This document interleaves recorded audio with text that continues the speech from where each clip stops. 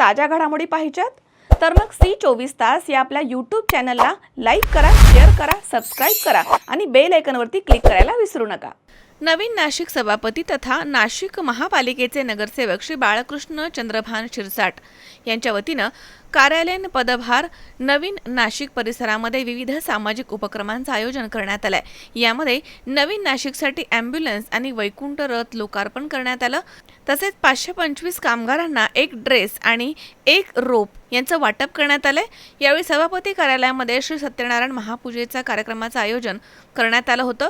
भाजप आमदार तथा नाशिक जिल्हा प्रभारी मंगेश चव्हाण तसेच आमदार सीमाताई हिरे, शहराध्यक्ष सुनील केदार, भाजप प्रवक्ते लक्ष्मण सावजी, महेश हिरे, निवृत्ती महाराज संस्थांचे विश्वस्त कांचनताई जगताप, गटनेते ॲडव्होकेट श्याम बडोदे, सातपूर प्रभाग सभापती समाधान देवरे, महापालिकेमधील नगरसेवक सुधाकर बडगुजर, शरद पडवळ, भूषण राणे, किरण राजवाडे, नगरसेविका प्रतिभा पवार, पल्लवी गणोरे तसेच विभागीय अधिकारी नानासाहेब साळवे यांच्यासह पक्षाचे अधिकारी, पदाधिकारी, कार्यकर्ते आणि नागरिक मोठ्या संख्येने या ठिकाणी उपस्थित होते।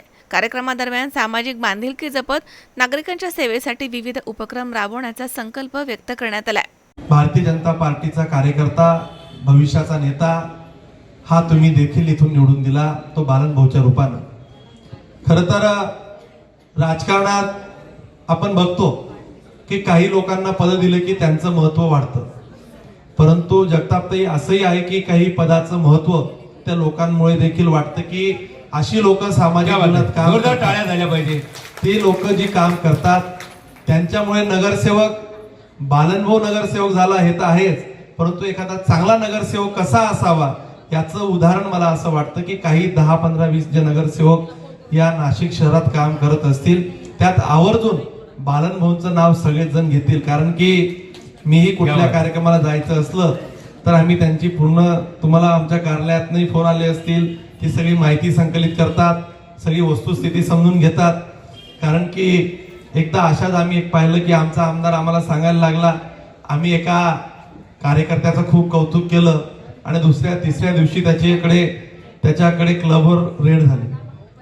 अशी लोक राजकीय जीवनात आम्ही बघतो। राजकारणात, समाजकारणात ही काही आता नवीन नाहीये, परंतु हाडाचा कार्यकर्ता म्हणून जनसामान्यांमध्ये राहून अगदी तळमळीने काम करणारा बालनभाऊ तुम्ही सगळेजण पाहताय। मला असं वाटतं की सीमाताई तुम्ही असतील, गिरीश भाऊ असतील, सगळ्यांनी हा जो निर्णय घेतला सभापती पदाचा, मला नवीन नाशिक मध्ये असा कार्यक्रम हा पहिल्यांदाच होतो आहे।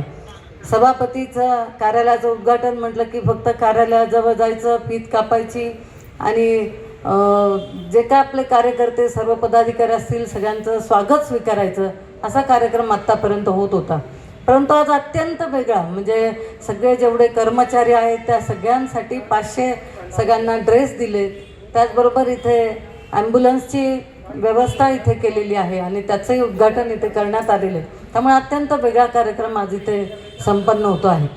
बाळकृष्ण शिरसाट यांचं खरं तर यापूर्वी देखील प्रभाग 31 मध्ये अत्यंत चांगलं काम त्यांनी यापूर्वी केलेलं आहे आणि एक कार्यकर्ता कसा असावा याचं उदाहरण म्हणजे बालनभाऊ आहे।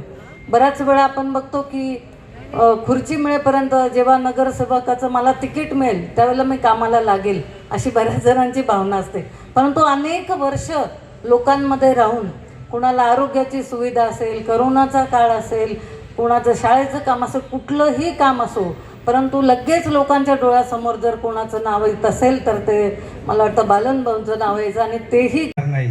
आणि या नवीन नाशिकचे जे काही समस्या असतील, जे काही वेगवेगळे विषय असतील, ते प्रामाणिकपणे या जनतेचे प्रश्न सोडवल्याशिवाय राहणार नाही। तुमचे सगळ्यांचे आशीर्वाद आहे, त्यामुळे सर्वच समस्या नक्कीच सुटतील। दादा, या नवीन नाशिकची सर्वात महत्त्वाची समस्या म्हणजे पाण्याची आहे, तर निश्चित येणाऱ्या काळात पाण्याच्या विषयावरती जे काही उपाययोजना असतील आमदारांच्या मार्गदर्शनाखाली नक्कीच आम्ही करणार आहोत। तसेच आपण या नवीन नाशिकसाठी दादा या ठिकाणी 24 तास ॲम्ब्युलन्स आणि वैकुंठ रथची सेवा देखील या नवीन नाशिकच्या सर्व नागरिकांसाठी ठेवलेली आहे। तसेच ज्या दिवशी मी सभापती झालो 30 एप्रिलला आणि 1 मे रोजी कामगार दिन होता, त्या कामगार दिनाच्या निमित्त नवीन नाशिकमधील सर्व कामगार आहे महानगरपालिकेचे सर्वांना ड्रेस आणि एक वृक्ष देण्यात येणार आहे आणि प्रत्येक कामगाराने आपलं जे काही वृक्ष देणार आहोत त्याचा गुगल मॅपचा फोटो घेऊन आपल्या विभागीय अधिकाऱ्यांकडे द्यायचा आहे. आपण नक्कीच त्या झाडाची काळजी घ्यायची आहे. किरण आहेर, सी 24 तास,